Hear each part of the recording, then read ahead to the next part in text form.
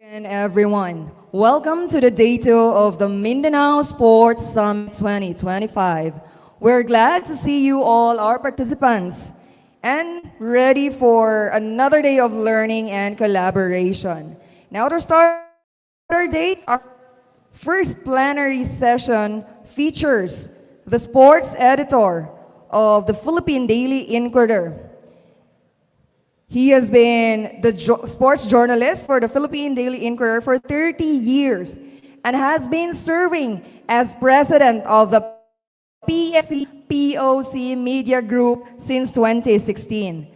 Our speaker has been organizing sports events for the past 2 decades and is now a media consultant for the Philippine Sports Commission Chairman, John Patrick Gregorio. Ladies and gentlemen, help me welcome Mr. June Navarro.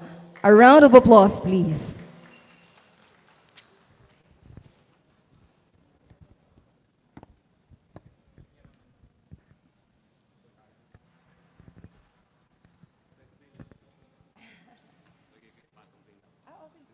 Hindi naman madudulas.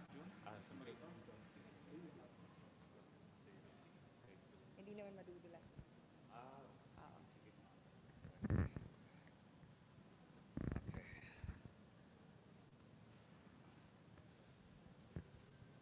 Maayong buntag po sa inyong lahat. Natulog po akong masaya at nagising ako ng nakangiti. Primarily because sa pagiging hospitable nyo po as hosts sa buong araw ng activities namin kahapon. Maraming salamat po. Anyway, ngayon pong umaga, I would love to discuss the topic not only closest to my heart, but also my life's work. Ito po yung best practices in sports, news reporting using mainstream media. For the past 30 years, ako po ay sports journalist ng Philippine Daily Inquirer. Ano po ba ang mainstream media? Mainstream media simply refers to the type of media na major news outlets, including recognized newspapers, television networks, radio stations na lahat po ngayon ay meron na pong digital platforms.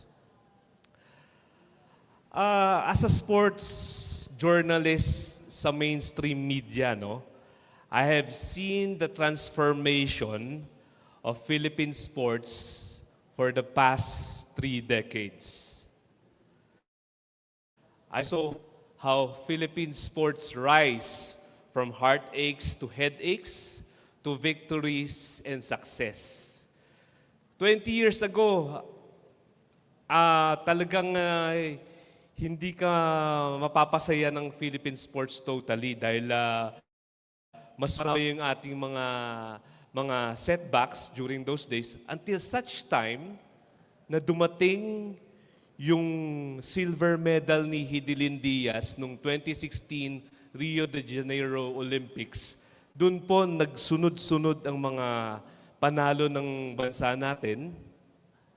It sparked a chain of victories and achievements for our country. Sumunod po dyan yung Asian Games noong 2018, nanalo tayo ng 4 na gintong medalya. At nung nag-host po tayo noong 2019 ng Southeast Asian Games, ay tayo po ang naging overall champion. It reached the pinnacle of success nung time ng 2021 Tokyo Olympics nung naipanalo ni weightlifter Hidilyn Diaz ang kauna-ahang nating gintong medalya Olympics. At muli pong nasundan ito last year, another highlight, another breakthrough nung nanalo si Carlos Yulo sa Paris Olympics ng 2 gintong medalya sa gymnastics.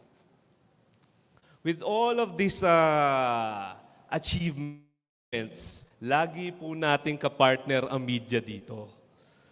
So, ang media ang nagbibigay hindi lamang nung pagre-report kung nanalo sila, anong resulta. Ang media rin ang nagbibigay ng kulay upang maging interesado ang Pilipino sa sports. Merong may mga panuntunan o may mga objectives tayo na dapat ma-achieve upang tumaas lalo ang interes ng mga kababayan natin sa sports. Una, you have to promote impactful sports reporting, embrace digital media tools, strengthen media's role in sports development. Our goal really is to empower yung mga sports journalists and media professionals to tell better stories and adapt to the evolving media ecosystem. But we cannot achieve these objectives without the presence of sports heroes and idols. Next slide, please. We need sports heroes and idols.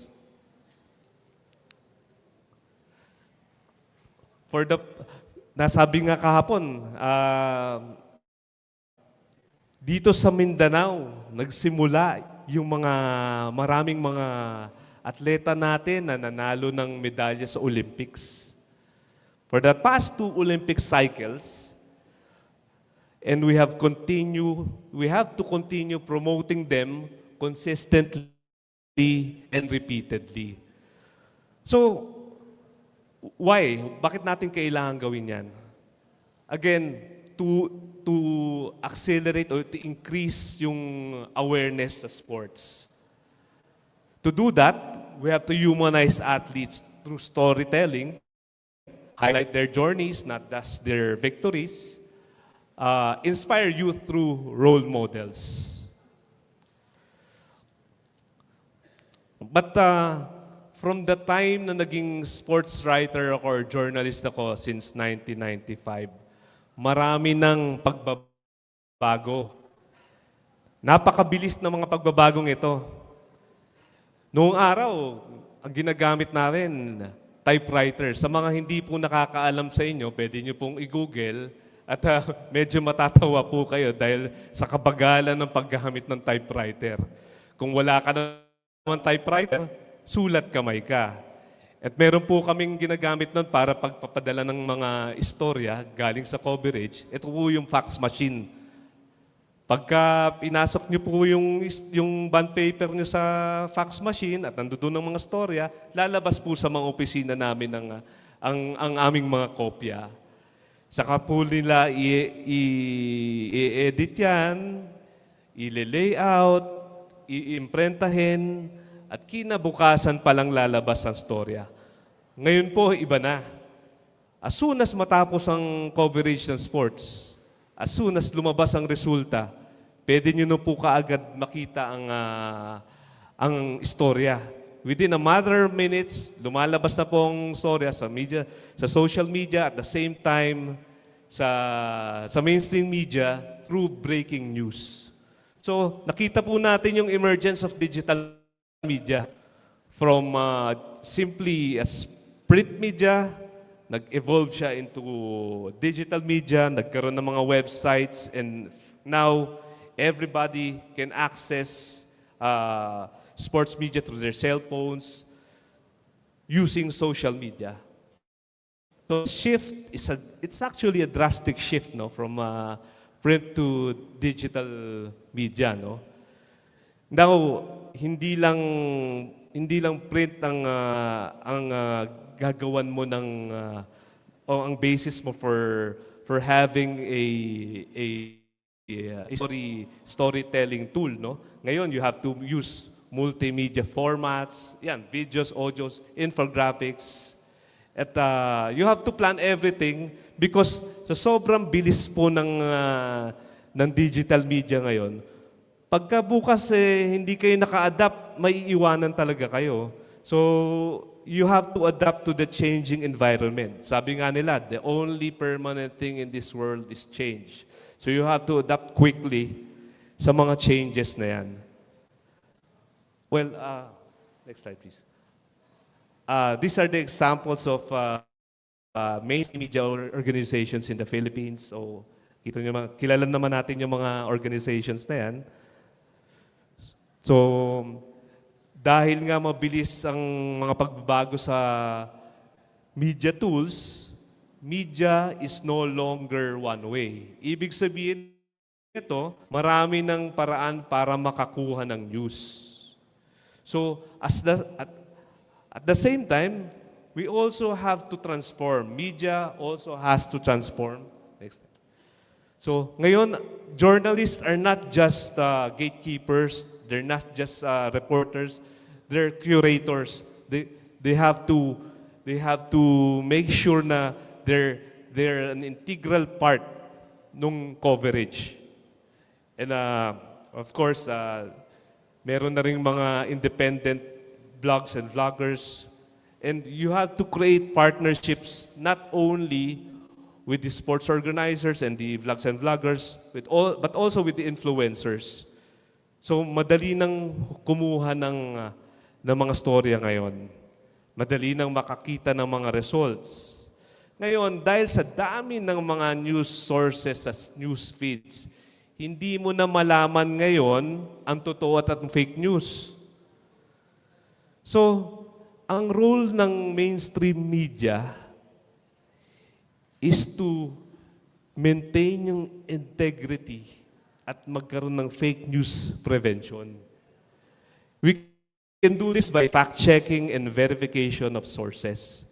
Sa fact-checking alone, you have to make sure na before you post something, you have to check it twice or thrice kung tama ang mga detalye. And then, sa sourcing, kami sa Inquirer before, we use 2 or 3 sources before we write the story. Just to make sure na ang mistakes mo, kung magkakaroon man, is very minimal or none at all. Every mainstream media organization has clear editorial policies and standards that we uphold. And there's continuous ethics training when it comes to mainstream media. So, compared to social media which is open, kahit sino pwedeng mag-post, sa mainstream media, we make sure na before we send out these stories or we post these stories, 90% accurate, and if not, kailangan 100% accurate.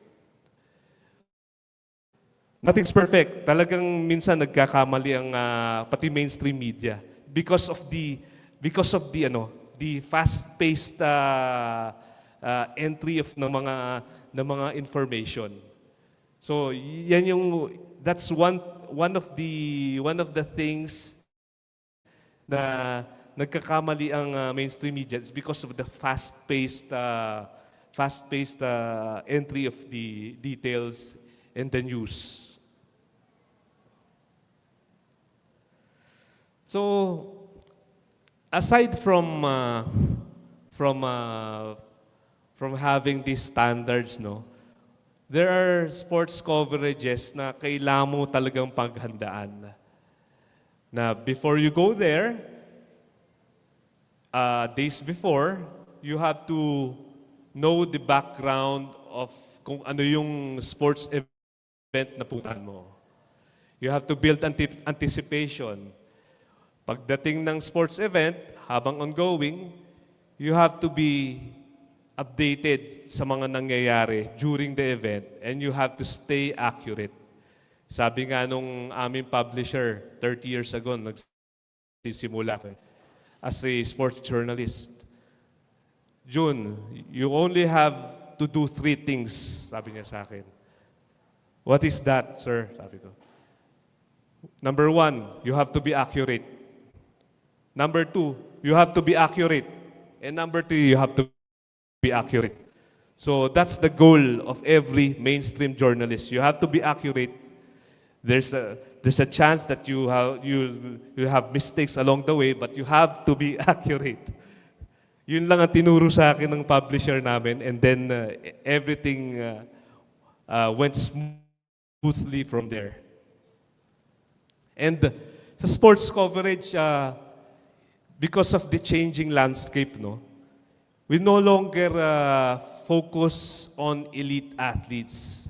We also focus on the inclusion of women, youth, and para-athletes. Next slide, please. We cannot create sports heroes. We cannot create sports idols without platforms. So we have to support organized sports events, and if we cannot support them, at least we have to be open to make these sports events more meaningful, no? And at best, mag-create tayo ng mga sports events for our athletes to have this platform na mag-excel sila, matry nila yung sport. So basically, if there's an organized sports event, we have to coordinate with organizers for access. Merong mga accreditation protocols, and you have to align your content with the event schedules. Nasabi ko kanina, next slide please. Nasabi ko kanina, the media is our partner to promote sports sa ating bayan. Kaya collaboration is really the key. We have to have collaborations with the government and private sector. So sa government, it's the Philippine Sports Commission, Department of Education, and sa private, it's Philippine Olympic Committee, for us to have data and at the same time access. Sa LGUs naman, we have to partner with them for grassroots promotion. Sa private sector, which is really very important, we have to have sponsorships with them to have more visibility. And finally, we have to have joint campaigns for youth and sports tourism. When media, government, and sports work together, the result is we create a stronger sports ecosystem. So, aside from government and private sector support, meron akong mga final recommendations. So, these are my 4 final recommendations para sa mga nagbabalak na pumasok sa mainstream media at the same time maging sports journalist. You have to uphold journalistic integrity by making sure na hindi fake news ang mga pinapost nyo. And to be honest about it, lahat tayo pwede nang maging sports journalist. Anybody can now become a part of the entire sports media ecosystem by just looking at the landscape now na lahat tayo pwede tayong mag-post ng gusto natin. You watch a sports event, you video it, and then after the game, you can post the results. So, you have to, kaya lang, yun nga, you have to uphold journalistic integrity. And you have to embrace innovation.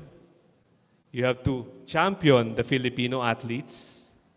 And you have to be open to these collaborations. So, lahat po tayo ngayon nandito, pwede tayong maging sports journalist. And I urge you to become one para makatulong tayo sa sports development. But make sure that these standards are being met. Now, I would like to thank my principal, PSC Chairman Patro Gregorio, for giving me the opportunity to share my insights, as well as mga sports officials na kasama nating today, si Karate Association na President Ricky Lim, Secretary General ng ABAP, si Sir Marcus Manalo, and of course sa Sepak Takraw, Ma'am Karen Caballero, and Ms. Managelot from the PSC also. And of course, my favorite professor from UP Diliman, Professor Francis Diaz of softball. Malaki rin ang pasasalamat natin kay MSU President Attorney Paisalin Tago for giving us this opportunity to be here sa Mindanao Sports Summit, and the officials of the Bangsamoro Sports Commission. Nagpapasalamat din po kami for our gracious host din po, si Dean Miriam Aman ng MSU College of Spear. At sa inyo pong lahat na nandito at nagtiyagang sa akin. Again, thank you for the hospitality at mabuhay po kayong lahat.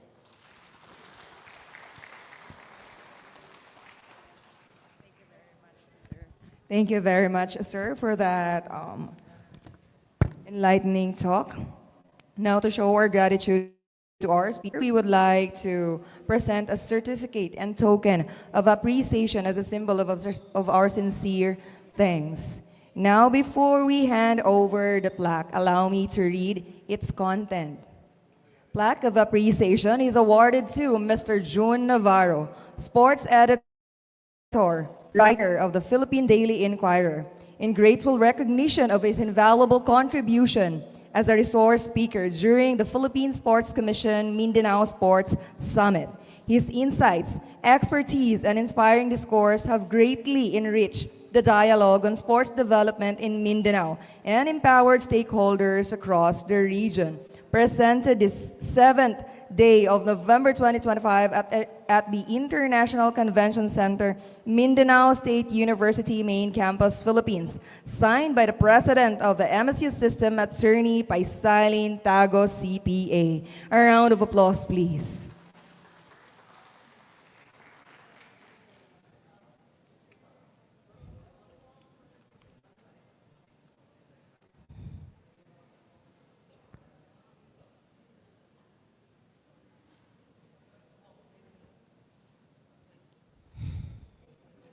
Once again, that was Mr. June Navarro. Thank you very much, sir.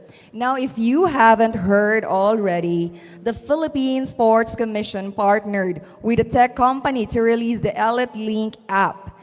Many of you must be thinking, ano yon? Well, the Elite Link app bridges you to the world of opportunities. It is a centralized digital platform that helps athletes build their online identity, showcase their skills and performance highlights, keep track of their progress, and put a spotlight on achievements for a chance to be discovered by potential coaches, scouts, sponsors, and brands.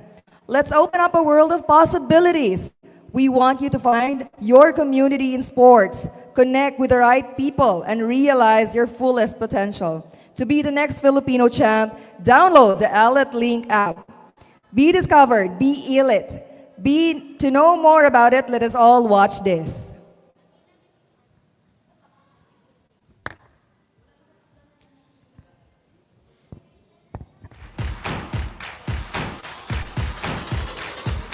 Let's get started.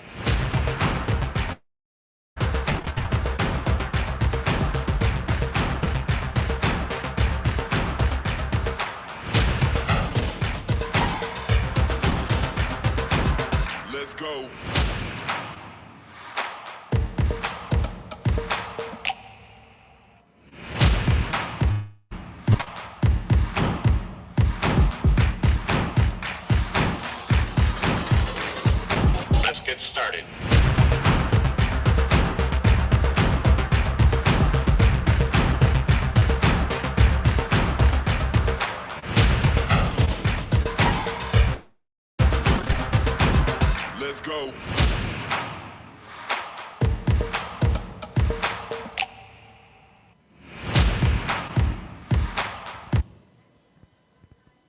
And that was the Elite Link app.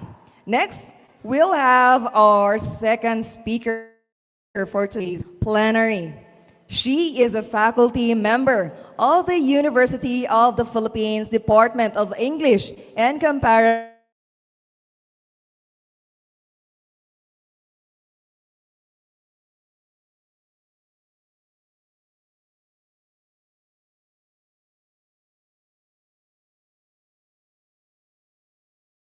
engagement strategies in a blended learning setup. Her experience in strategic communications ranges across public, nonprofit, and corporate environments. Having served in the Clark International Airport Corporation, the Comp John Hay Interim Task Force for the Basis Conversion and Development Authority, the World PH, the Metro Pacific Tollways Corporation, and now presently as the Chief of Staff of the Philippine Sports Commission. Ladies and gentlemen, help me welcome our second speaker, Professor Luis Joshel Senedo.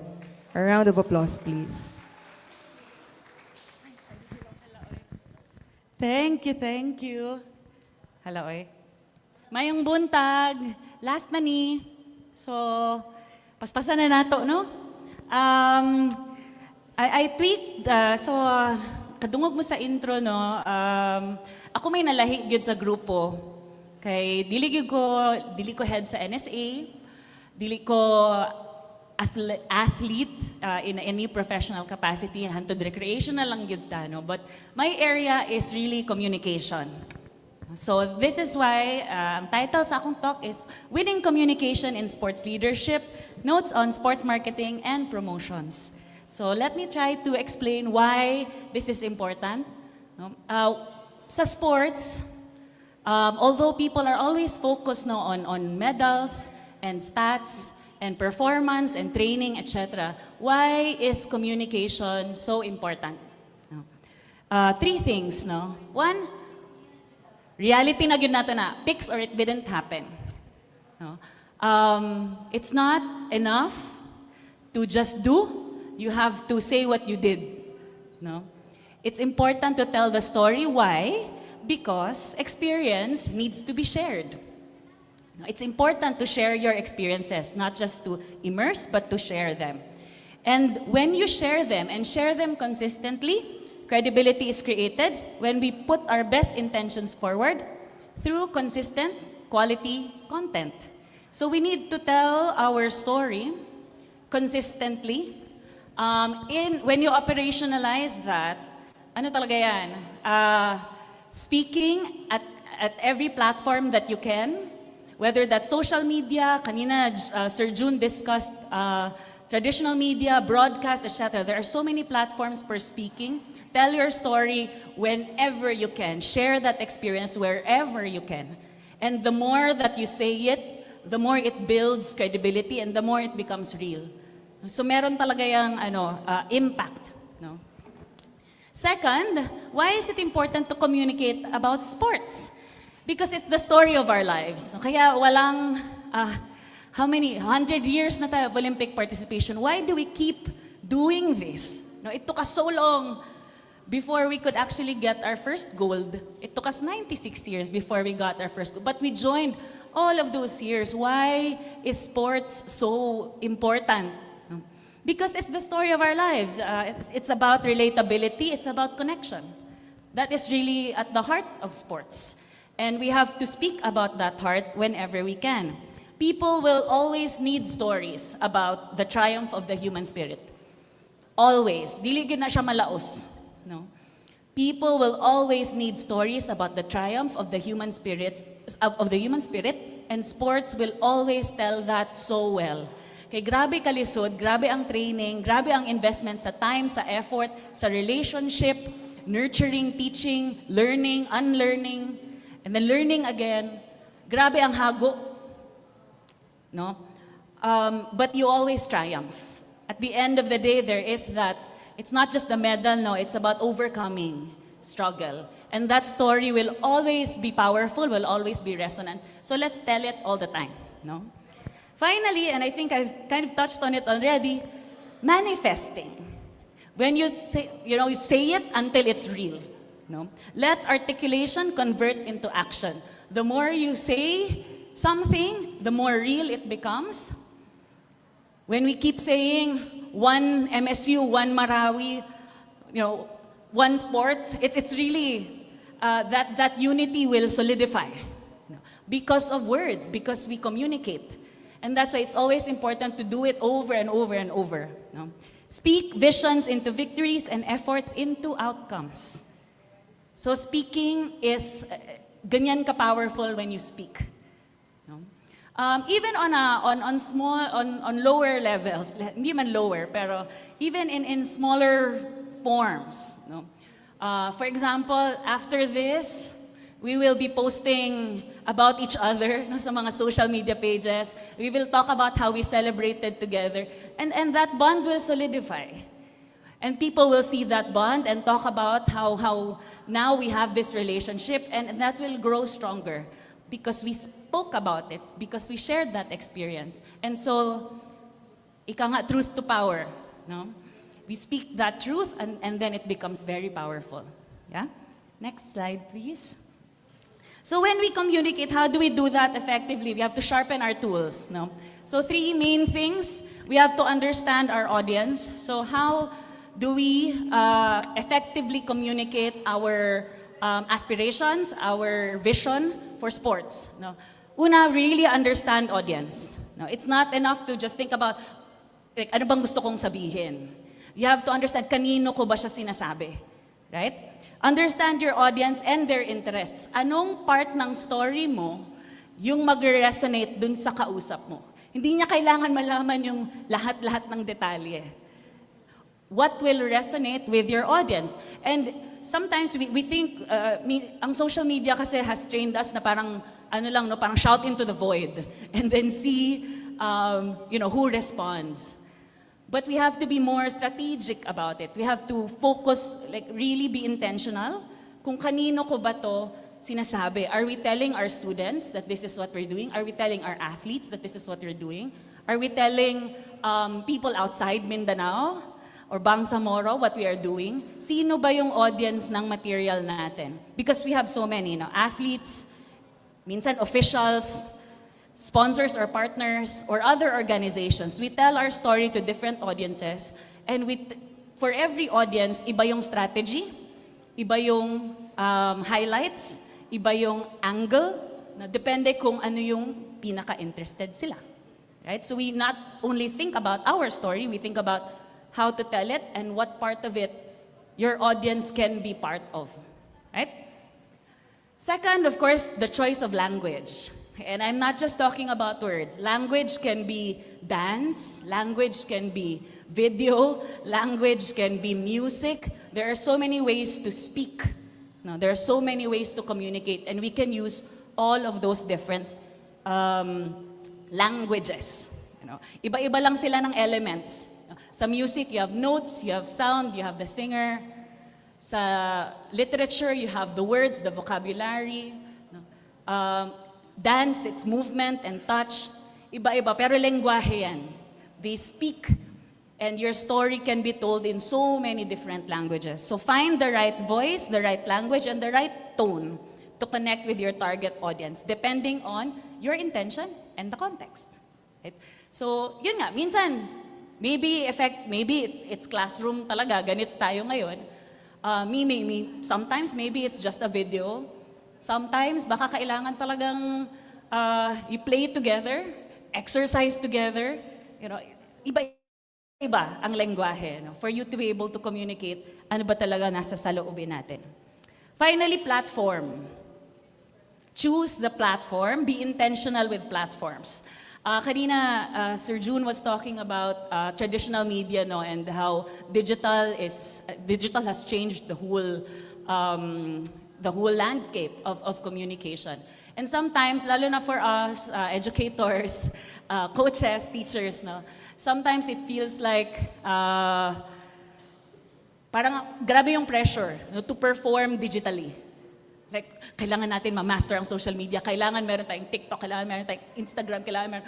To be able to mount any campaign, to be able to tell our message, we feel like we have to cover all of these different platforms. Actually, hindi naman. Ako, I believe in just going beyond, no, going beyond social media. Even in social media, so let's, focus tayo konti on social media. Even in social media, you don't have to cover everything, actually. So kunyari, meron tayong campaign, meron tayong event, kailangan ba lahat talaga meron? YouTube, Instagram, TikTok, Facebook, etc. Ideal but not required, right? Because you still have to be able to manage those platforms, and that takes a lot of effort. So you have to be intentional. No, pipili ka muna saan pinaka-effective. Saan ba pinakamarami, sino yung audience mo at saang platform sila? Unahin mo yun. Right? So you don't have to be in every platform, only the ones that you actually really need to tell your message and reach your audience. And ideally, when you go into social media, manage those platforms professionally. By professional, I don't mean you have to hire somebody, not necessarily, but we have to recognize na commitment siya. You know, meron siya talagang time, meron siyang effort na ini-invest to learn that language, to use that language well. So hindi lang siya, I'll take a picture and post it. There is a language to it. There is an environment in which these words, these memes, these materials are being spread. No? So may environment, there's a craft to it. So when we recognize that there is a craft to it, we dedicate time, effort, we respect the level also of intellectual investment, no, that goes into social media marketing. Hindi lang siya Facebook lang man siya. It's actually really a lot of effort. No? So we invest in that consciously and intentionally. So when we start telling our story, it starts from a brand. In any branding exercise, yan talaga ang unang gagawin. We can do an entire workshop, pwede pa multi-day workshop na on just branding, and just the question like, what's your brand story? But siguro quick crash course lang, how do you tell a story effectively? And this is the part where I justify kung bakit English literature teacher ang speaker, no, for this particular topic, because really this is about storytelling, and the elements. Although the platforms have changed, no, although ang dami nang nagbago in terms of how we actually interact, we interact in so many different ways now, face to face, online, calls, etc. No, nagbago na lahat, but storytelling at its core remains the same fundamental elements that we just need to be able to capture and really articulate and again, intentionally tell. No? From where are you speaking? Place and setting. Diba? Naalala niyo ba ito? Mga elements of the story. Place and setting. From where are we speaking and where are we actually deploying our story? Ang ganda-ganda ng mga kwento dito. We were there this morning sa intramurals opening. Sa totoo lang, sabi ko kanina yung insight ko, buong-buo ang branding. Buong-buo. You know exactly who you are as a people. Hanga ako talaga. You know fully who you are. It's a very powerful thing. No? All you have to do is just tell that story over and over. Because within the community, it is so strong. So you just have to deploy it. You just have to tell that story. No? Who are the characters of this story? Sabi nga ni Sir Jun kanina, the heroes. Who are the characters of your stories? It doesn't always have to be a Heidelin, a Carlos Paalam, a Kaloy Yulo. No? The nice thing about social media is all anyone is looking for is authenticity on social media.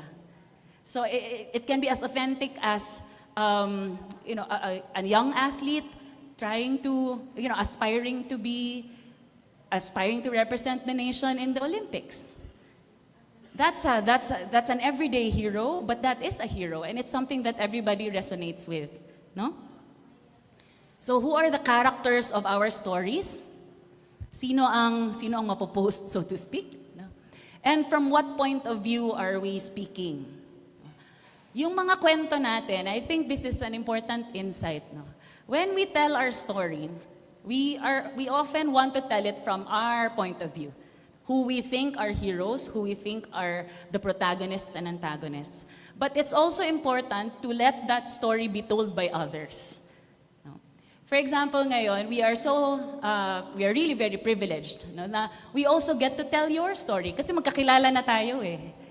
Ang lalim nung welcome, ang lalim ng hugot ng this university and this community. The kind of welcome that you gave us was what moved us deeply. And we like to believe that now we are part of each other's stories. And so we will also help you tell that story from our point of view. So it's also important to share that story so that others can share it as well. No? From different perspectives. Sometimes it will transform. No? It will transform. Pag iba na yung nagkwento, magta-transform na yan. But that's good. That's often a good thing. I say often because sometimes hindi. But, we just have to keep telling that truth. Figure out conflict. The nice thing about sports is that it always deals with conflict. Kasi competition siya eh. Right? But that conflict is resolved in ways that improve us as human beings. And so we value that conflict. Right? So ano ba yung pinaninindigan natin? When we talk about why do we need sports and why do we want to enhance our sports program, ano ba yung pinapanindigan natin? There are so many rich conflicts here, conflicts that enrich us. No? From what we've seen, peace, of course, peace and conflict is always there. Ang ganda ng messaging na sports is, we do it for diplomacy, we do it for peace, we do it for connection, we do it for unity. No, that deals with a particular conflict. We articulate that conflict so that we can confront it, right? There is also the contradiction of tradition and modernity, right? The cultural anchor of this community is very strong. And then how it deals with that as things modernize and then nagtatransform din ang kultura natin, that is also part of our story. That is actually what makes the story great. So we capture that, we embrace it, and then we tell it. Right? And of course, we have to emplot. So when we communicate, kailangan natin talaga siyang ikwento, strategize yung pagkukwento. So what is the plot of this story? Often, sa sports, it's a quest or a hero's journey. How do you get from weakness to strength? Often it is a hero's journey, but there are other, if you look online, there are other genres you can actually look at. Adventure. Kung ang storytelling mo is adventurous, look for example at, I'll draw from sports examples. Red Bull. Familiar? Do you see the material of Red Bull? Na very adventurous, yung talagang risk-taking, yung mga challenges na grabe. That tells a certain story about sports. Right? That's their brand story. Adventure ang kanilang approach. Right? Minsan it's suspense. Storytelling like, who will win? Cast your vote. That's actually storytelling that's creating suspense and that's engaging your audience. Right? Sometimes it's romance. Sino yung mga magjowang atleta? Those are also story anchors that we can build on. Comedy, of course, very resonant with us. If it's a humorous post, then we tend to share it and engage with it well. So when we post our stories, when we write our stories and communicate our stories, there are different ways to emplot them so that we are more effective and we engage our audiences more. Sometimes it can also be just slice of life. Itong video sa left, yung POV, you just won the first stage of Tour of Luzon. It's slice of life lang yan eh. It's just one scene. But this is the post that has the highest views. Yung opa kasi si opa kasi yung nanalo. But Daeyoung-ju had just won the first stage, and this is him at the finish line. After 200 kilometers of cycling. Andun lang siya under. And then, yan yung nag-viral, super viral. And it's just slice of life. It's just a scene. Hindi kailangan, kumbaga, hindi naman kailangan na marunong kang mag-video edit, kailangan professional kang mag-produce ng music and so on. It can really be as simple as that. Why is it so resonant? Because it's so authentic.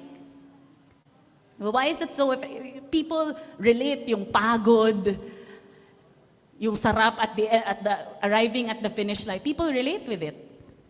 People also relate that he's Korean.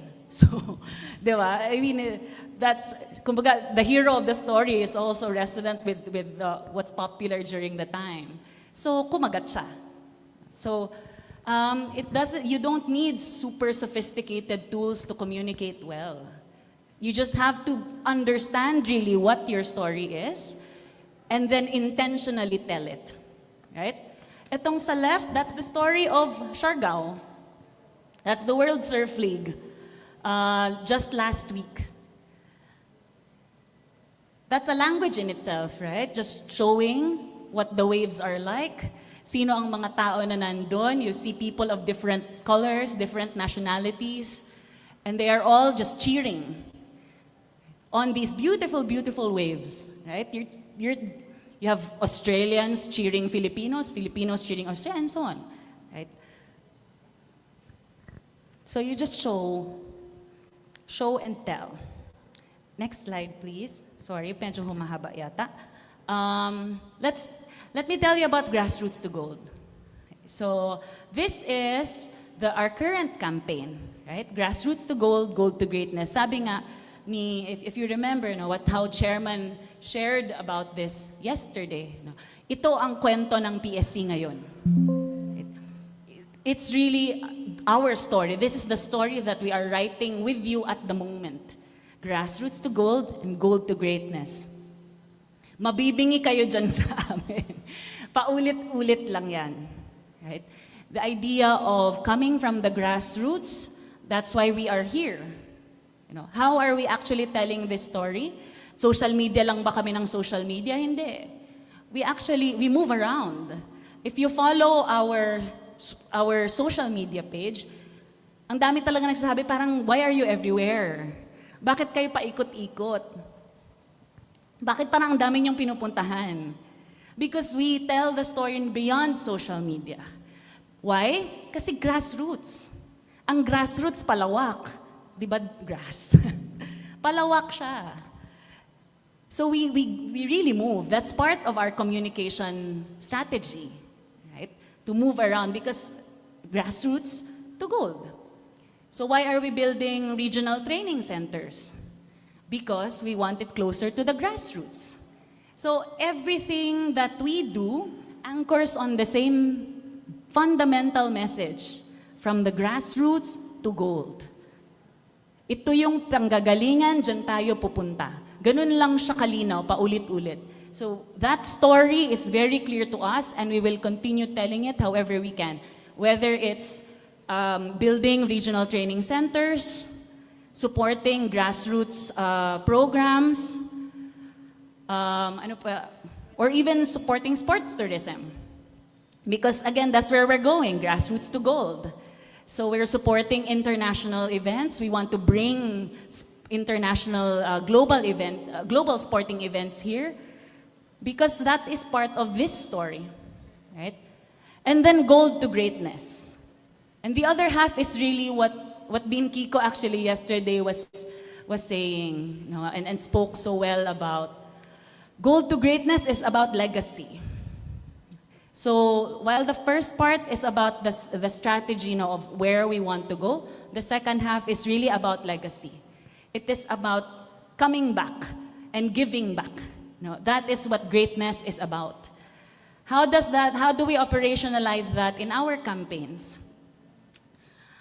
When we speak with sponsors, for example, or funders or partners, that idea of greatness, that idea of legacy is something that we share with them.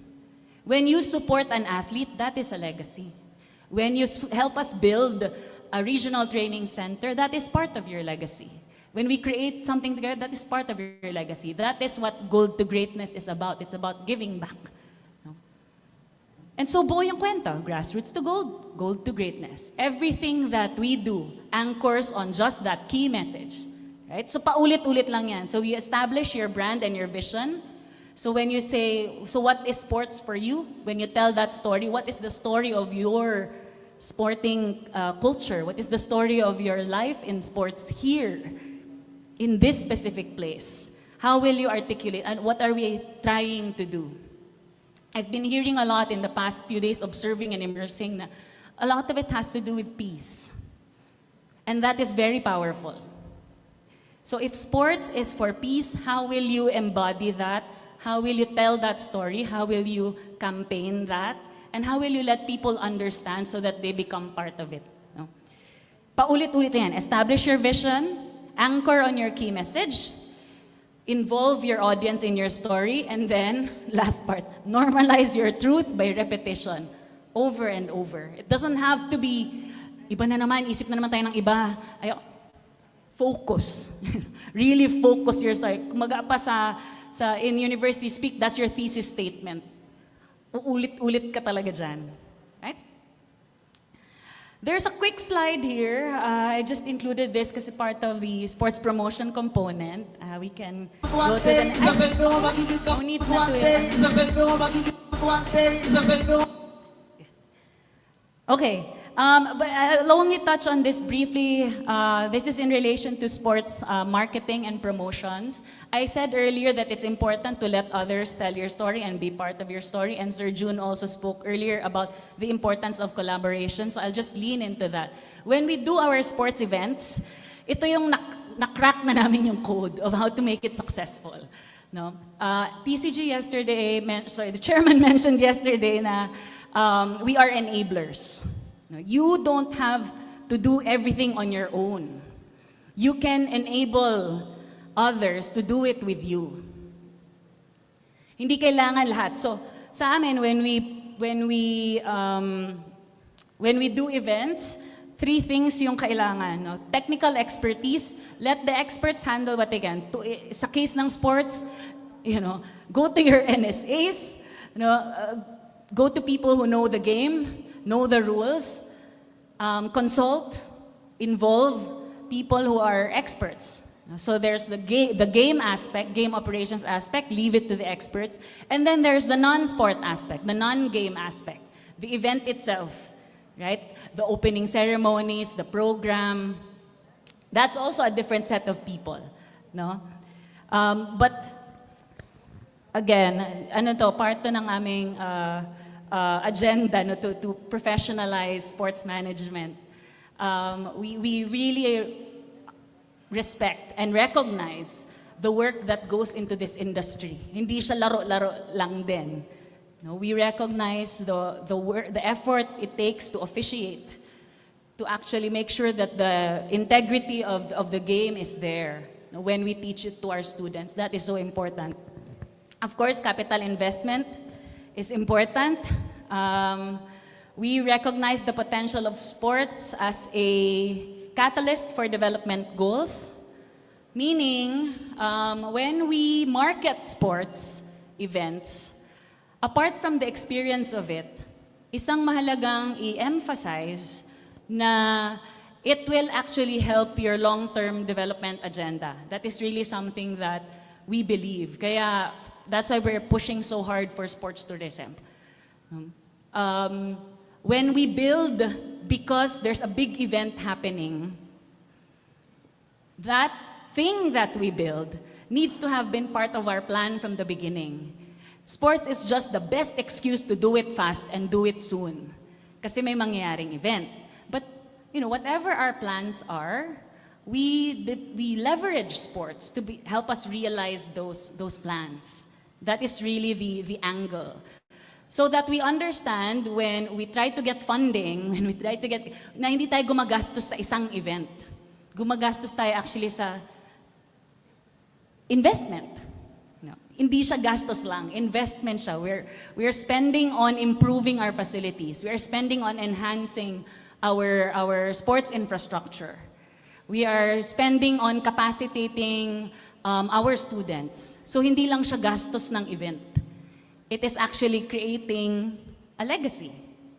Catalyzing whatever our goals are. That is how we have to understand we can actually use sports. And when you say it that way, when that is the story, then more support will come in. Because people know it's not a one-off event. So pag humingi tayo ng 5 million, 8 million, 10 million to create something, may maiiwan. Kailangan naintindihan na may investment yan, may maiiwan sa estudyante, may maiiwan sa community, may maiiwang legacy. No? And then of course, public-private cooperation. Just a quick tip here. I was talking so much about stories. Brands and sponsors also have stories. And it's important when we choose our sponsors that our stories actually align. So hindi lang naman siya, sino pinakamayaman kong kaibigan? Magkano ang pwede kong hingin? Brands also have stories. So which brands align with yours? So that when you mount that event, when you do that campaign with them, pareho kayong nagbe-benefit. Right? So find sponsors and funders and benefactors who are a good fit, right? With shared values, parallel stories, and aligned goals. So ako naman, the final insight. Okay? June earlier had 4, I only have 1. Find your story and then tell it. Create it with intention.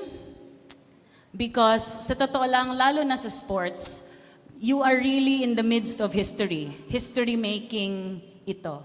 Every win, every breakthrough, that goes down in history. Every record broken, that goes down in history. It is important to tell it. So let us all just be very conscious of that truth. No? We have to tell that story so that it is remembered. Right?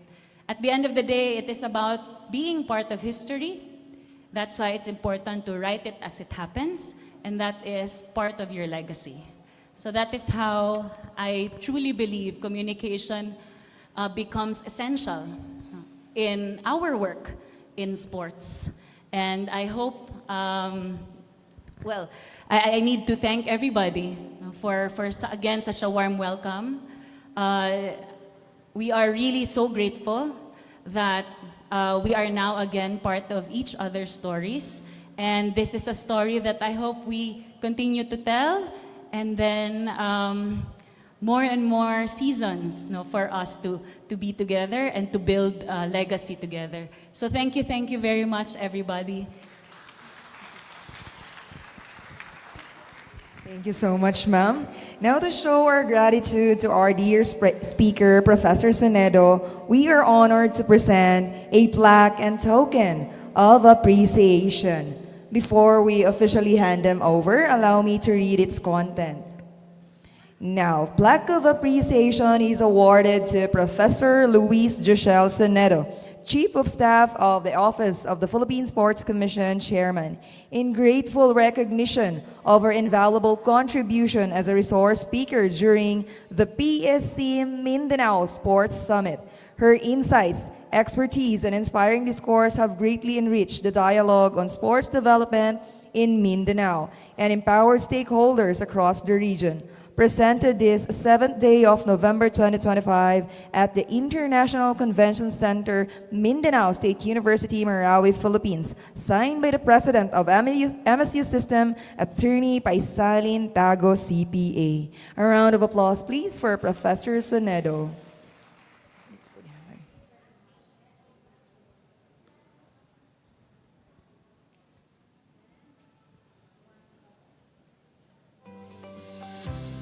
Once again, that was Professor Luis Giselle Sonedo, the Chief of Staff of the Office of the PSC Chairman.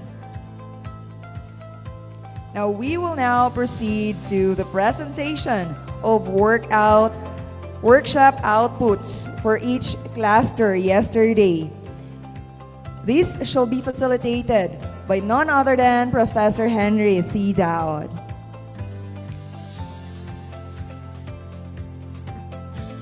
Thank you, Mama Isa. Assalamualaikum. Welcome again to the second day of the Mindanao Sports Summit. And I hope you have a good rest and enjoy the warm morning that MSU is giving you to experience.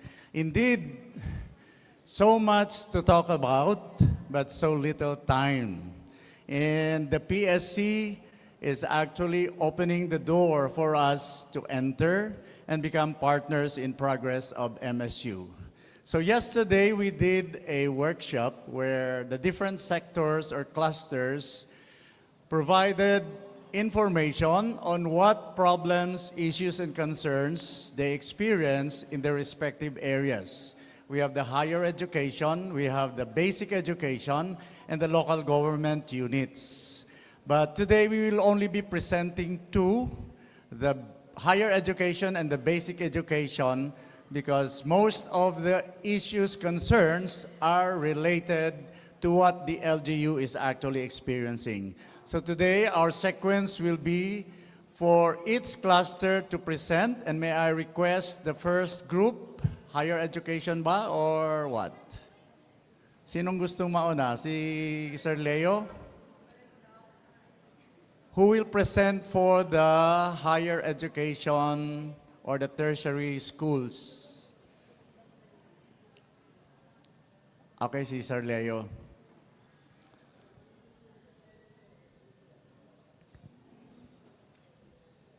Okay? Sige, sir. Okay. Si Sir Leo is from the Mindanao State University Iligan Institute of Technology.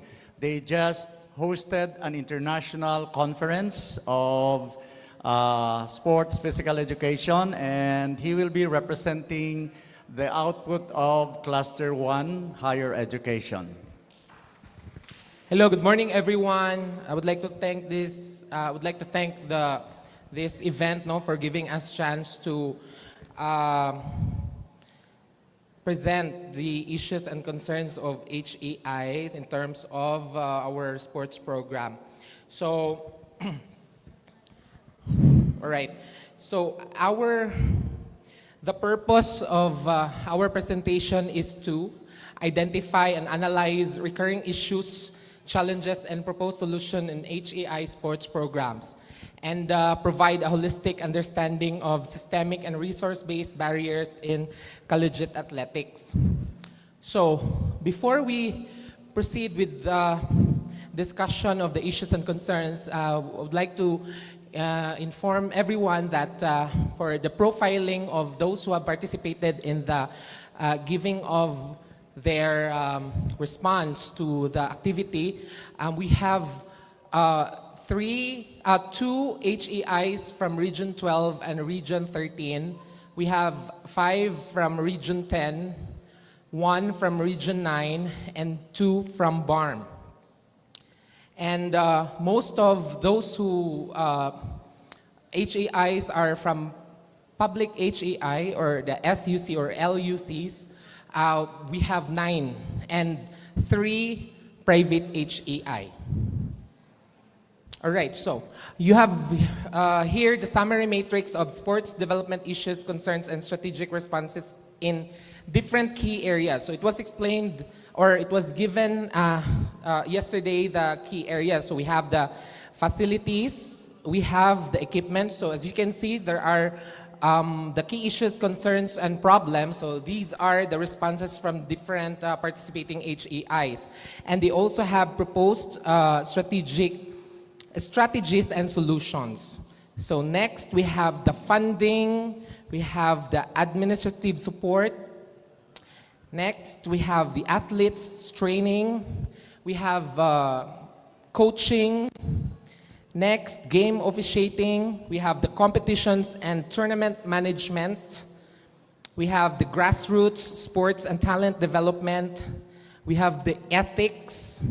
We have nutrition, leadership and management, and some other concerns that were not being given yesterday, that were also the issues and concerns of HEIs.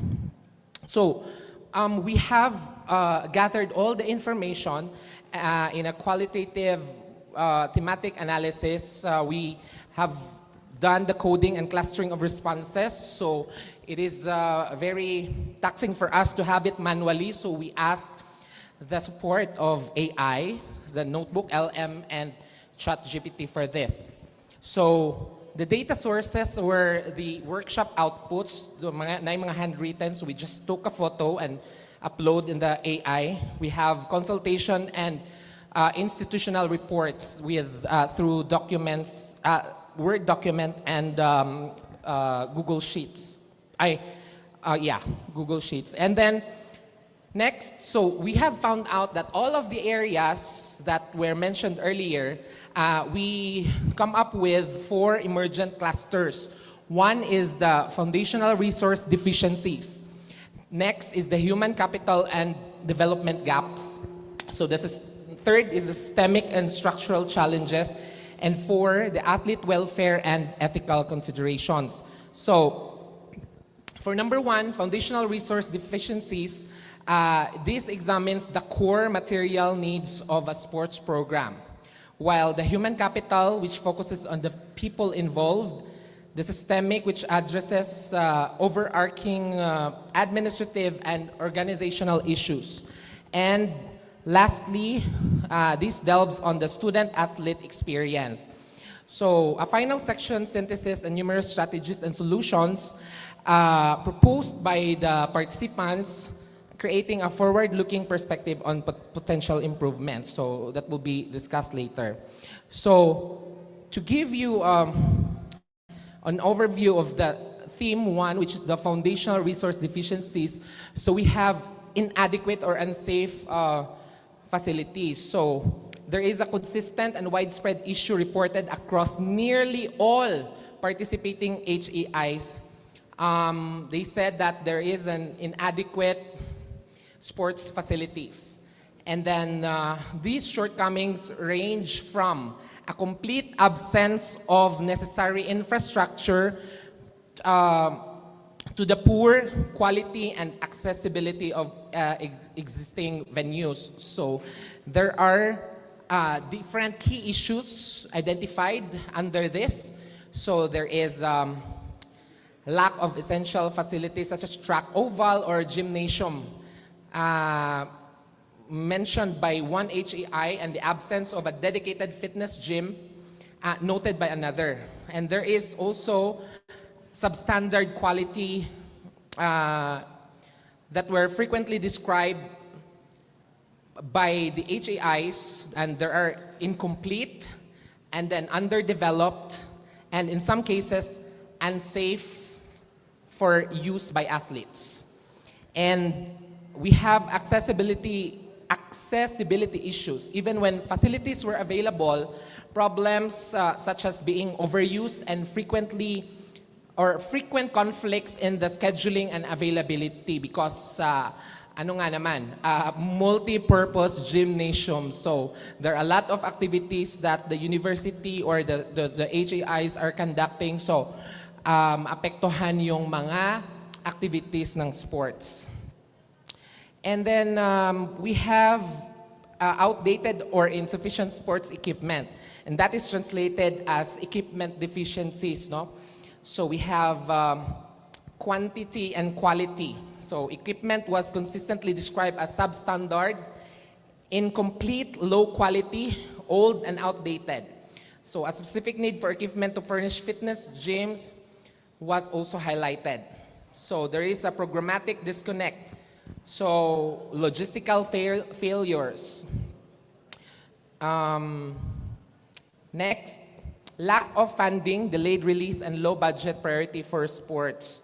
So it was revealed here that by the participants that sports is treated as the less priority, sadly, within institutional budgets. This results in a general lack of funds for essential programs, components, including facilities, equipment, and operational needs.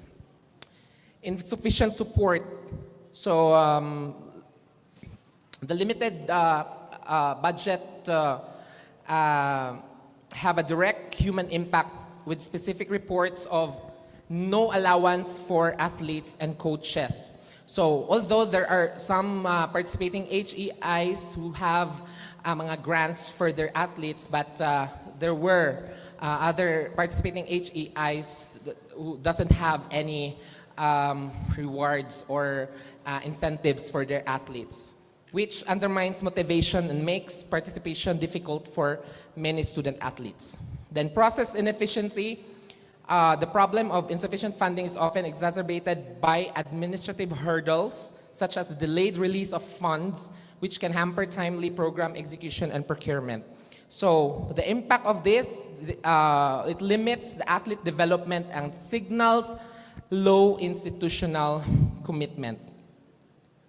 Next, theme 2, we have the human capital and development gaps. So key issues, we have unstructured training program, limited exposure opportunities. So we have deficiencies in athletes or athlete training.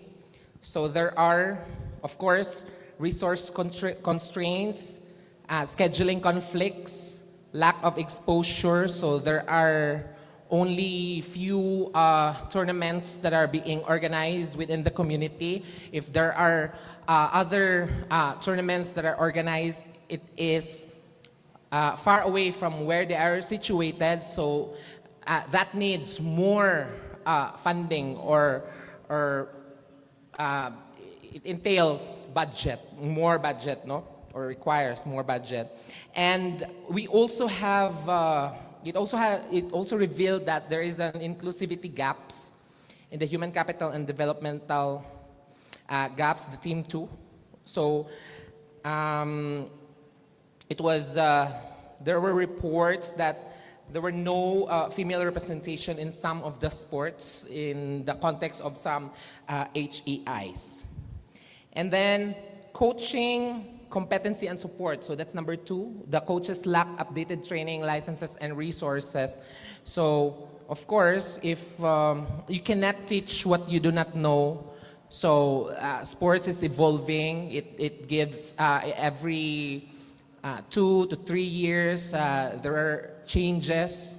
So coaches need to attend mga seminars or licensing, upgrading, etc., so that they will be abreast in the changes.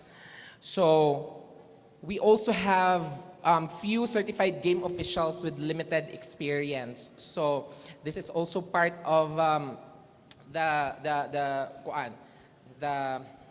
integrity of the sporting event, the tournament, that our officials also are updated and are really into or certified or under the NSA's.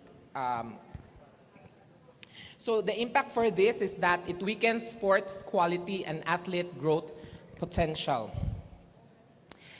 Next, we have theme 3, the systemic and structural challenges. So there are 3 key issues: the minimal administrative support and slow approval processes. So this is the perceived as one is the priority on academics.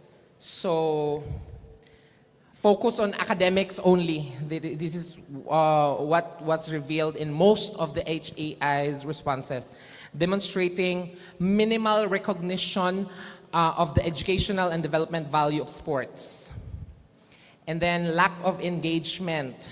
So administrators were often described as not so sports-minded, not supportive, and in some cases, non-sports inclined heads and management, leading to a passive or obstructive stance towards sports development.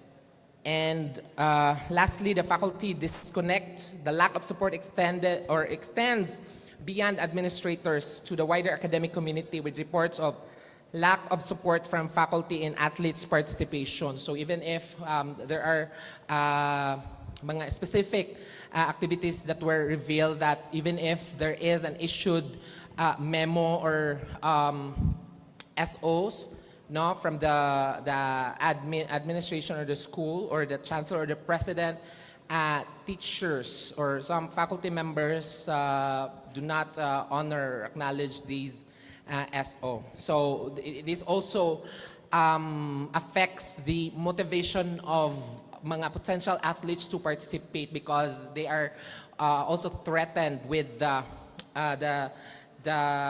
effects of these things to their academic performance. Okay, education may ang priority, no?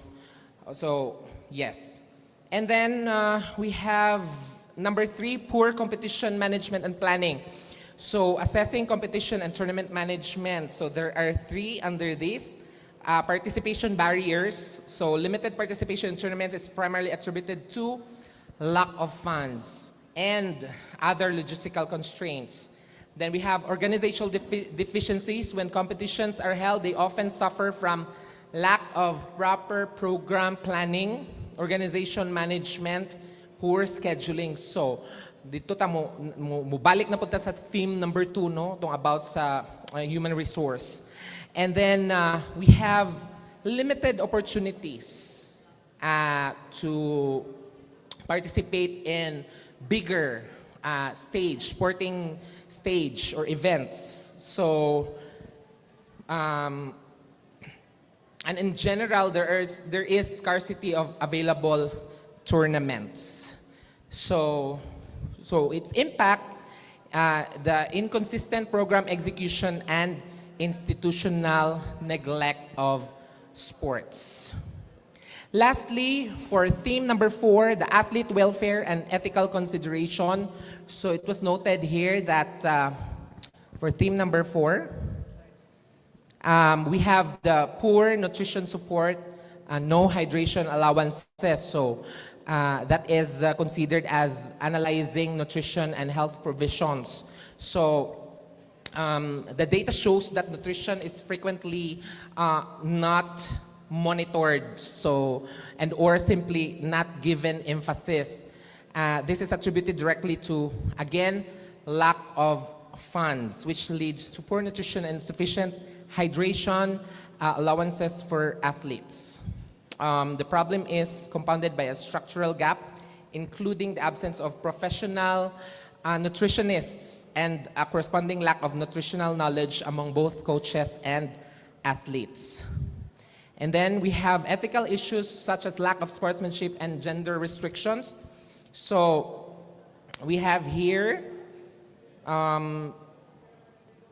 ethical concerns were raised that point to a need for greater oversight and a stronger focus on the principles of fair play and personal integrity. So this points to the coaches. So the specific issues reported include diminishment of sportsmanship and integrity that's directly linked to an overemphasis on winning above all else.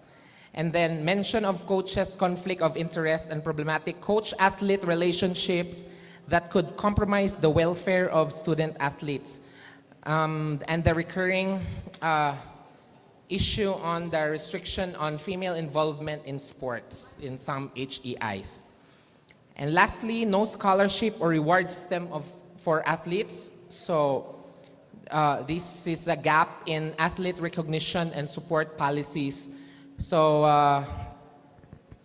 the data points to significant gaps in formal policies designed within the HEI premises. to support and recognize student athletes. So these policy vacuums can lead to inequity and a lack of clear pathways for athlete support. And then, say for example, there is a example of policy gap: no athlete scholarship policy, and no awards or rewards incentives policy. And and the proposed solution is to provide scholarships in public and private HEIs and establish a clear policy for awards and rewards. So its impact undermines athlete motivation, health, and inclusivity. Sometimes there are athletes who are being asked to join the team, and then they will ask what are the incentives. So dito na dayon pag kita nila wala, so they don't participate anymore because of course, sport involvement in sports entails kuan pod expenses on the part of the student athletes. So at least minimal incentives would at least suffice. So for the synthesis of proposed strategies, so there are 5 strategies for improvement. So of course, number 1 is upgrade facilities through linkages, through the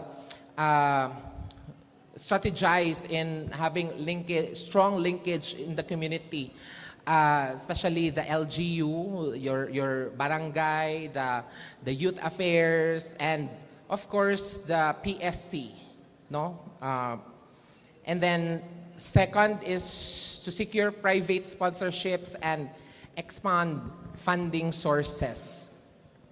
So number 3, train and accredit coaches and officials. 4, institutionalize grassroots development programs. So most of the HEIs doesn't have the direct access with their katubitang sa ilahang mga kids like the elementary and high school. So what other HEIs did, one for example in Region 10, is that they strategize by partnering with DepEd, who offer katong sports program curriculum. However, the competition among big universities, especially from those in the capital or in Manila, they offer more or bigger or wider opportunities, especially in the financial aspect, the educational scholarship benefits. So they opt to choose those to leave their city, leaving the HEIs in Mindanao empty-handed in terms of the quality of athletes because of competition. So next is the train and accredit coaches and officials. Number 4, institutionalize grassroots development programs. And 5, implement athlete welfare policies. So, for example, the nutrition, scholarship, housing, etc. Next, for the conclusion, key takeaways for the HEIs, no, there are 3. So 1, issues are systemic and interconnected. And then number 2, root causes, number 1, limited funding, weak policies, then low sports prioritization. And lastly, solutions require holistic reform. So that includes resources, people, systems, and welfare. So we have a closing insight for HEI. So sport is not just physical activity. It is character formation, leadership training, and nation building in motion. So, so I hope that through this it will be cascaded to our administrators, no, that sports is also an important part of our students' lives in the university or the HEIs, that also give lessons and other benefits. So I hope that sporting events in schools will also be recognized and be given support. Well, that's all for the HEI's issues and concerns and proposed solutions. Thank you very much. Thank you very much, Sir Leo, for that excellent presentation, well-researched, and I think PSC, through the PSI, si Ma'am Pearl will be full of work because of what we have shared today. So, mabibisi na si Ma'am Pearl. And let's give a big round of applause to the tertiary cluster. Thank you very much. And now let us welcome the presentation of the basic education by Ma'am Alak.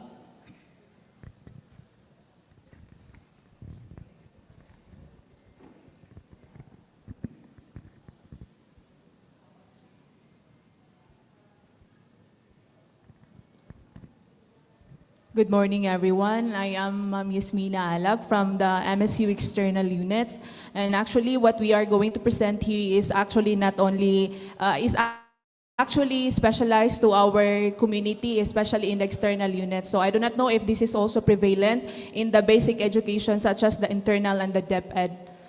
Okay, so these are actually our consolidated answers. We have here the issues and concerns and what we think is the possible strategies and solution in order to address these concerns. So first is for the facilities. So as you can see in the MSU external units, our prevalent problems in delivering our subjects, because we are teachers, we are teaching physical education including sports. So ang pinakamalaki talaga namin na problem is actually substandard facilities. Sometimes there are schools who doesn't have facilities, we don't have equipments, we don't have fields to teach our students. That is why it is very important that we could address this one, because basic education is actually one of the grassroots of the athletes. So if yung mga athletes natin or yung mga students natin will not get the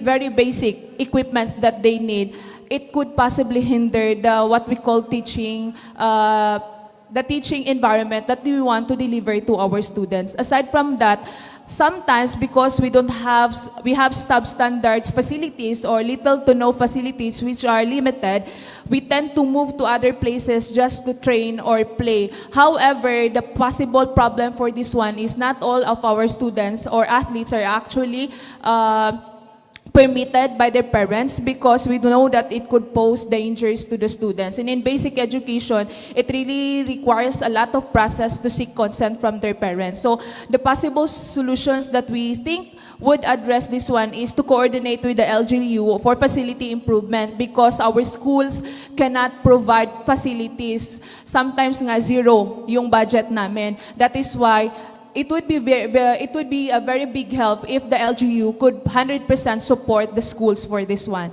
To establish LGU school partnership, although it could not be 100%, but siguro step by step, little by little, and then maybe we could achieve the goals that we want to. Then schedule maintenance and repair projects. As for the equipments, no sports equipment provided by the school. This is really true, because in our school, teachers are actually the one who provide the equipments. In fact, there are cases in which we, for example, when we teach sports, team sports, sometimes in one class composing of 45 to 50 class students, yung nagagamit lang namin na equipment, like for example in basketball, 4 or 3 na pinagsasalit-salitan lang yan ng mga estudyante namin.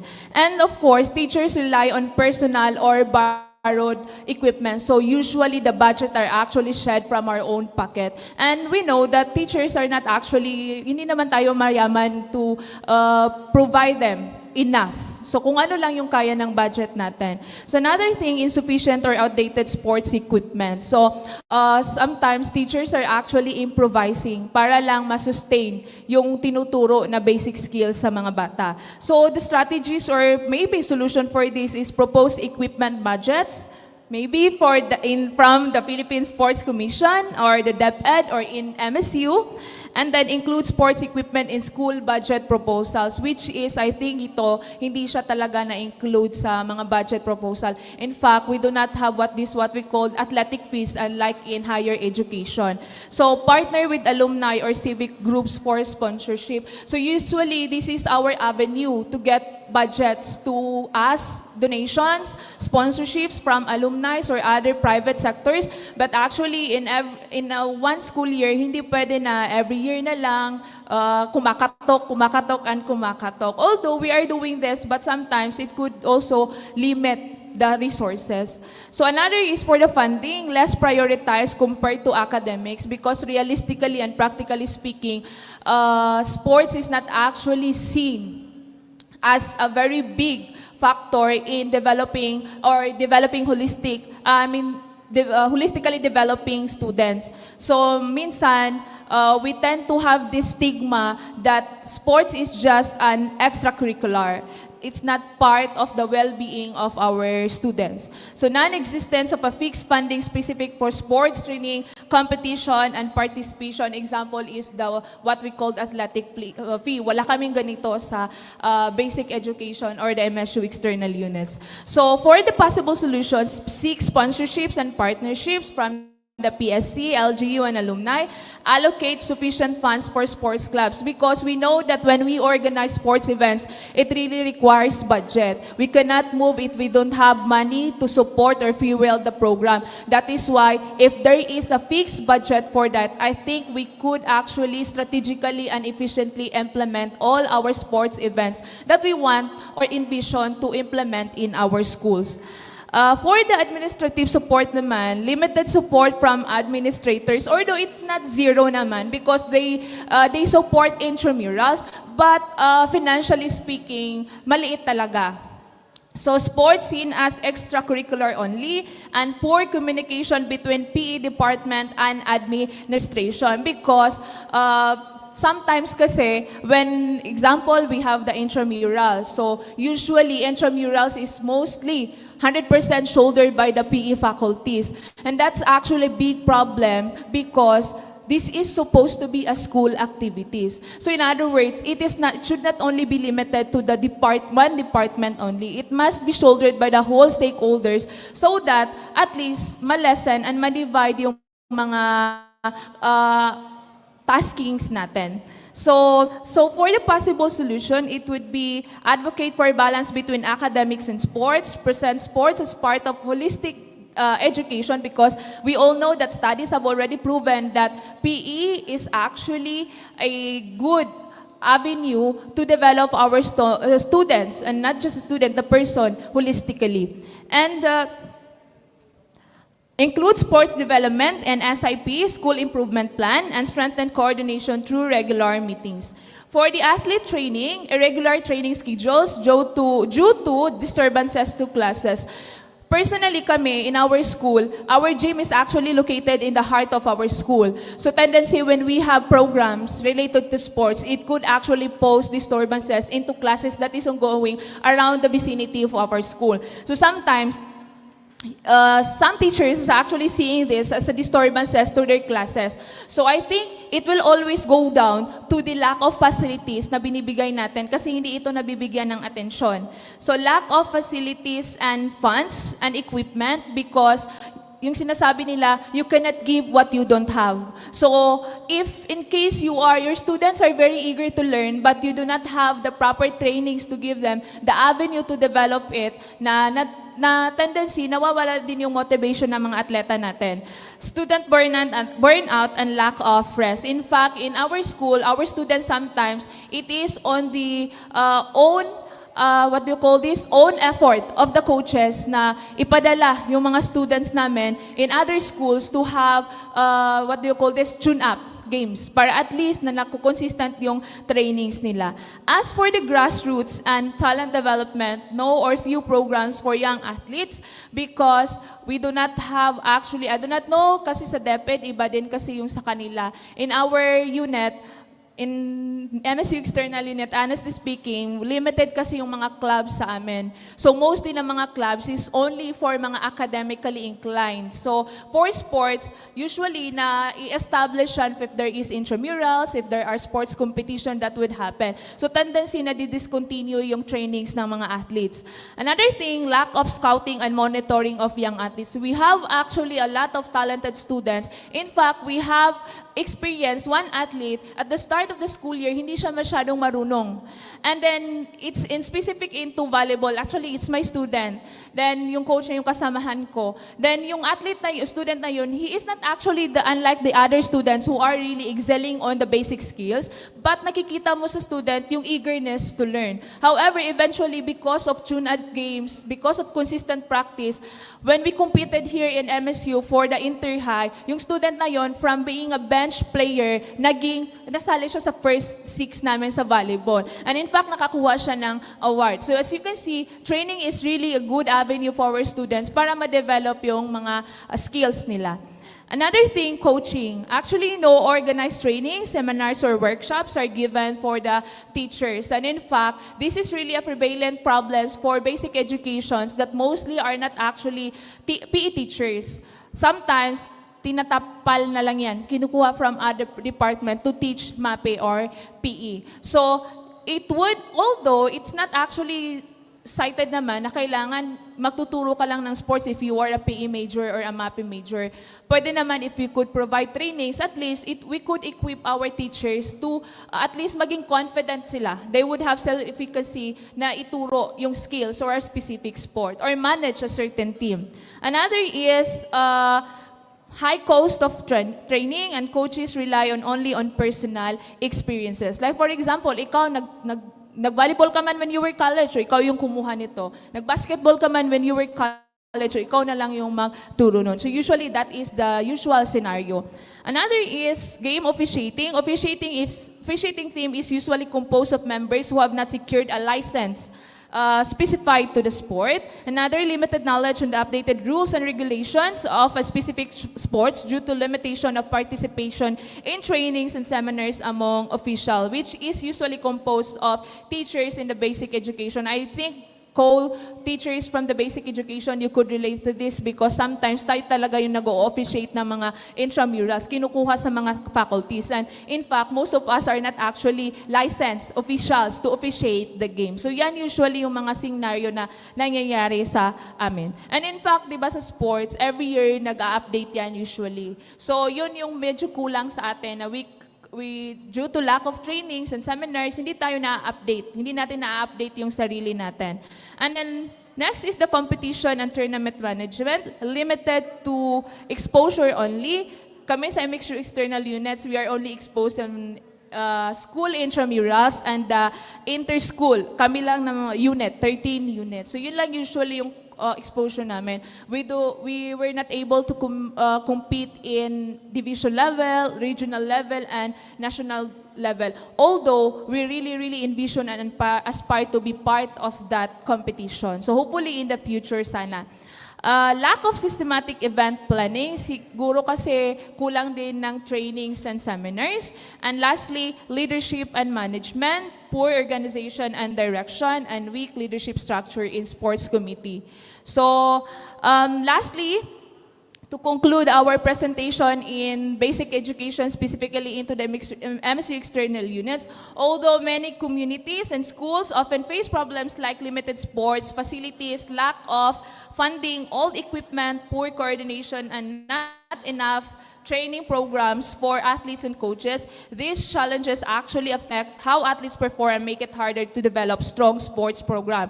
So to solve these issues, we believe that strong teamwork and coordination is very important, especially among stakeholders. And possibly, yes, kasi nandito na yung Philippine Sports Commission. They could also give, they could also give us help on this part. And then the schools and government units. So we also recommend giving more training and seminars for coaches and sports because as what our lecturers have discussed yesterday, that the coaches are also part of the team. So training coaches is very important, not just the athlete, because the coach are actually the brain of the team. So kailangan medyo equip din tayo at least. So lastly, we should continue to support grassroots sports program to discover young athletes and promote sportsmanship, discipline, and teamwork. So ika nga sabi na from grassroots to gold, from gold to greatness. So baka one of these years na in the future, we do not know, a gold medalist from the who will represent the Philippines will be coming from our schools then, from MSU External. We do not lose hope. We envision to that. And hopefully, inshallah, panintaib gayo Allah. So that is all. Thank you so much. Thank you very much, Ma'am Yasmin, for that very complete presentation of the issues, concerns, and suggestion for possible solutions. So let's give a big round of applause to the Cluster 2, the basic education.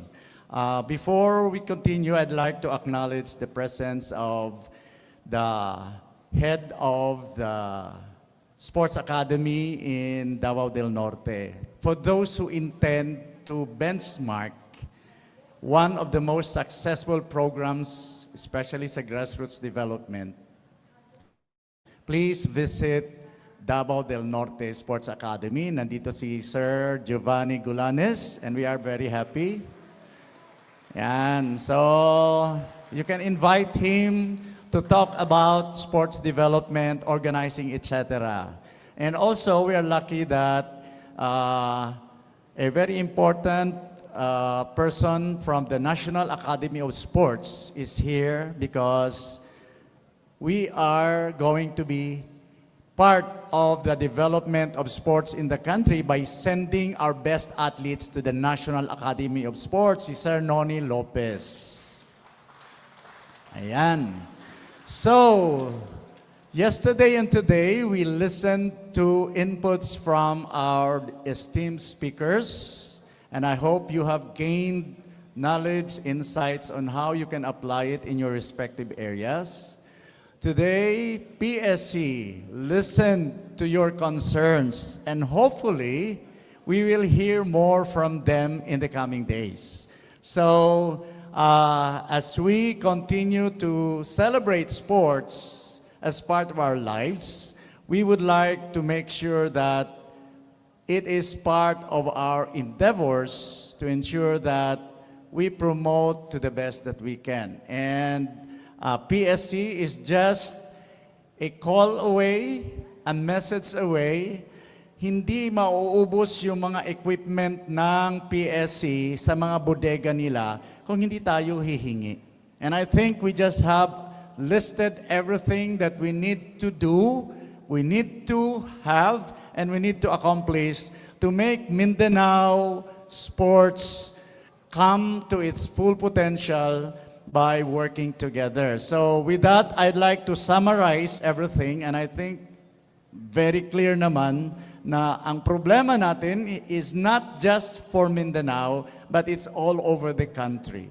And we look forward that when PSC will return, they will take cognizance of the need to attend to these concerns, because as we have known in the history of sports in the Philippines, many of those who brought gold glory to our country are from Mindanao. So with that, I'd like to thank everyone for your participation, and we look forward that you will have a lot of sharing to do to your colleagues when you return to your respective areas. Thank you very much.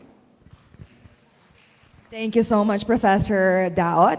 Now, as a token of appreciation to our dear facilitator and a former faculty member of the college, we would like to present a token of appreciation to Professor Henry C. Daot on being the facilitator of the Mindanao Sports Summit 2025.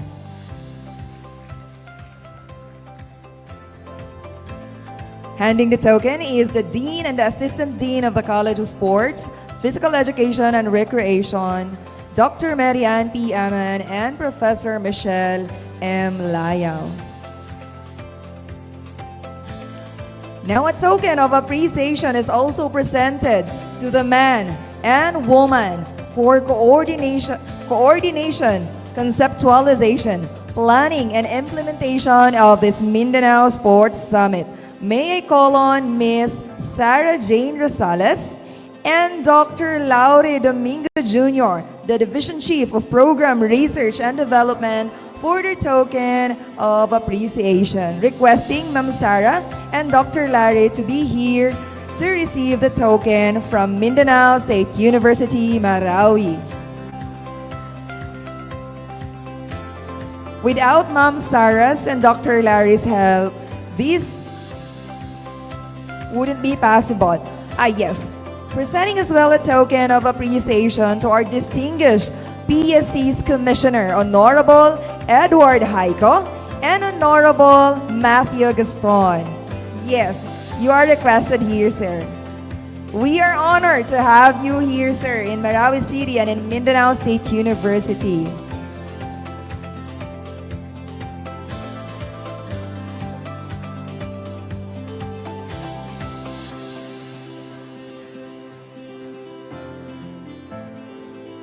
Thank you so much, Dr. Larry and Ma'am Sarah.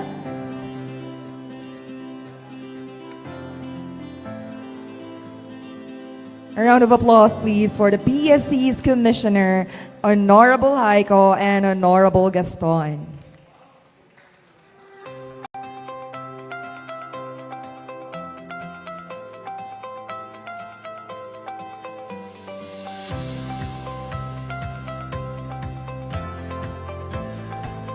Once again, palakpakan po natin ang ating mga commissioners.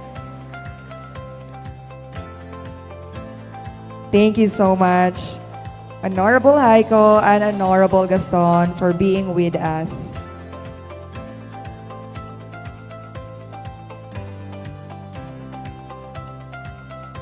Okay. Now, ladies and gentlemen, before we officially close this Mindanao Sports Summit, let us all witness once again a cultural performance. No, mahahanapan niya ng paraan.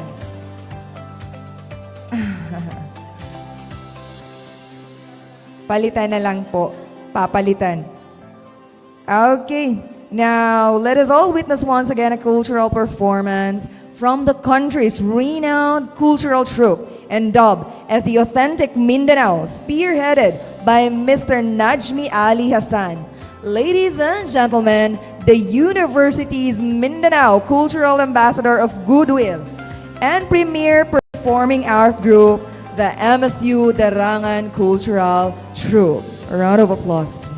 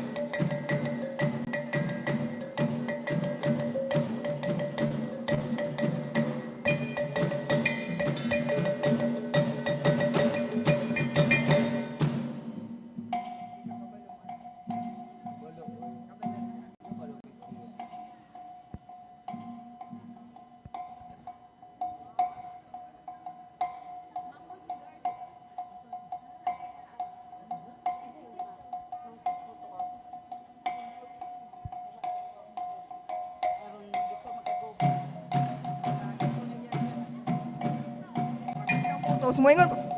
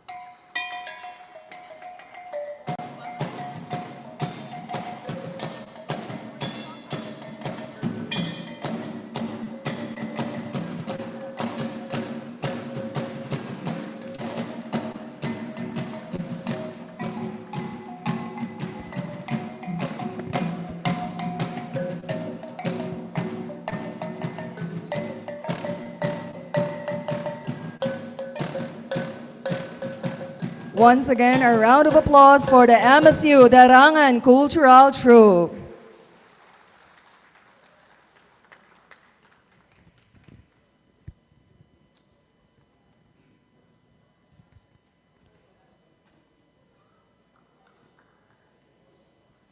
And ladies and gentlemen, we are now down to the last part of our program.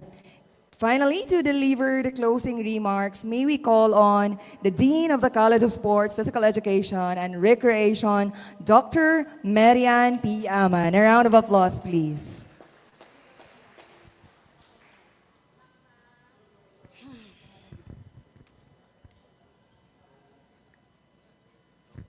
Thank you very much, Ma'am Aisa Langko.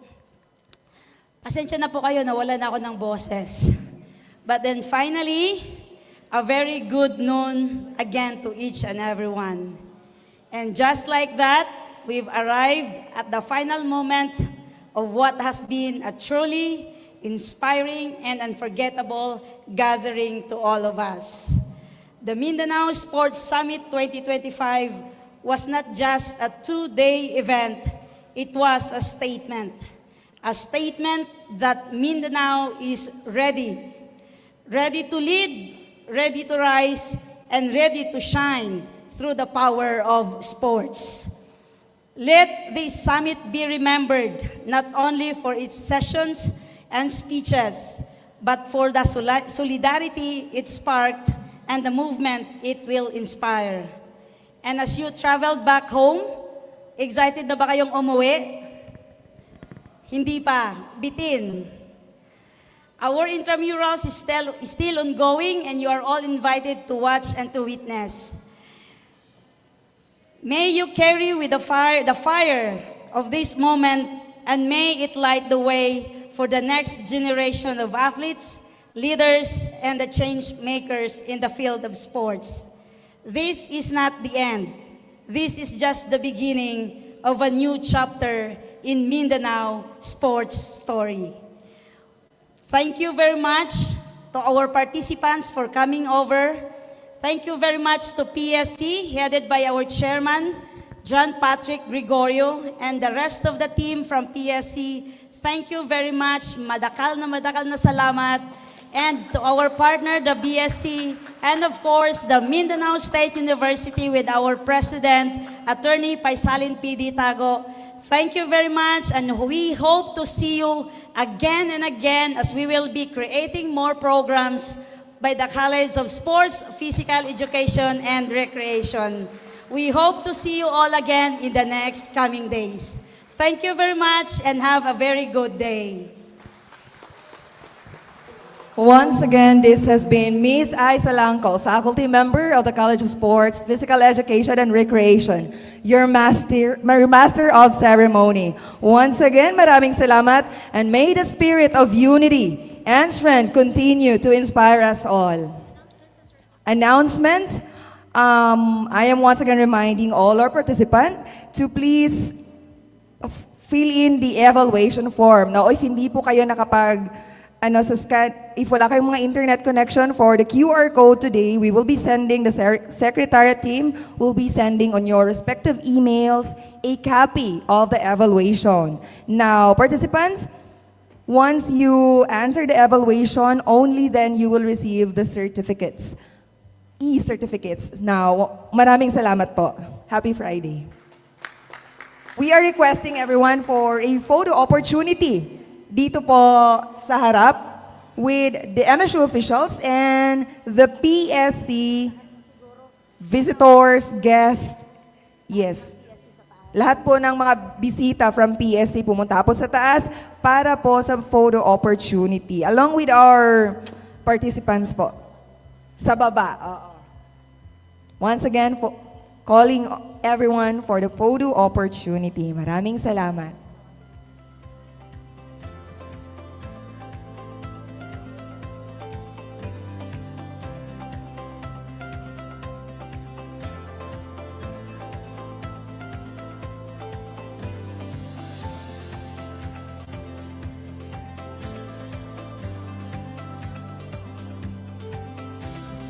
Okay, once again, requesting the participants na hindi pa kumakain o baka naman pwede nating putulin yung pagkain ninyo. Pumunta po tayo dito para sa, kumbaga, photo opportunity natin bago tayo magsiuwian sa kanya-kanyang mga probinsya po natin.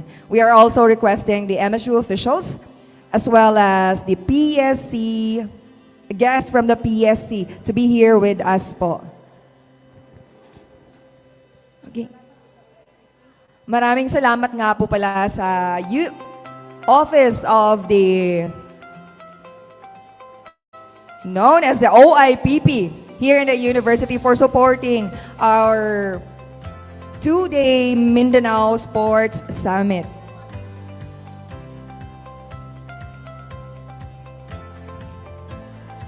Yeah, take this time to meet your fellow participants, your colleagues, dahil magsisiuwian na po tayo after nito.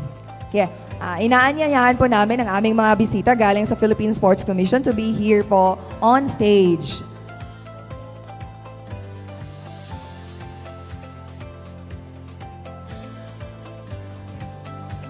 Yes po.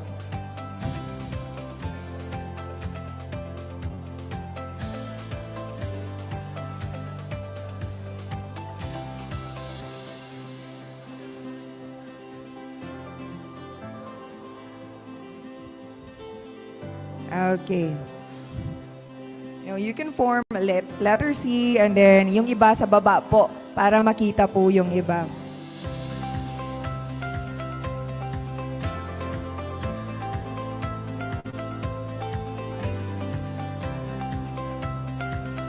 Yes, once again, requesting all the participants to be with us for this photo opportunity. Minsan lang po mangyari ang Mindanao Sports Summit ng Philippine Sports Commission, kaya itodo na po natin ito.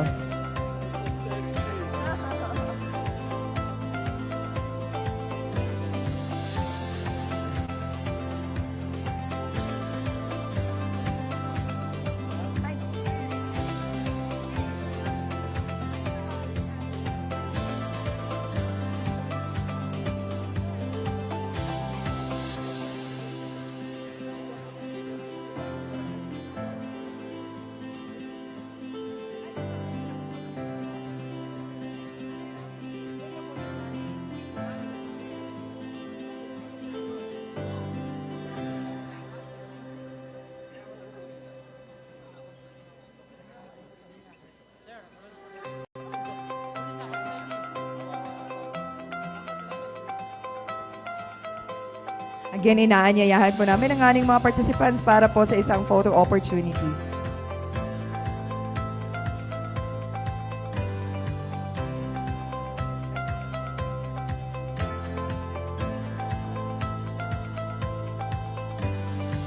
Ready na po ba ang lahat? Give your best smile.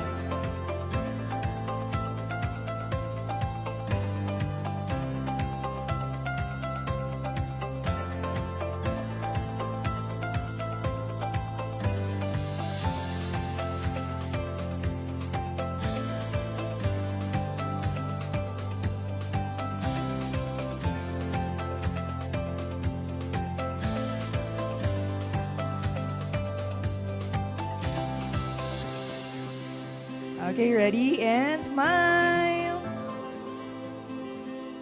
How about we do one PSC? Okay, one MSU, one PSC. Okay, ready? Oh, smile.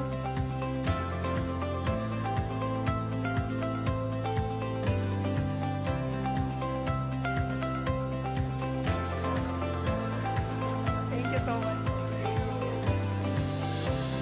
Thank you so much po.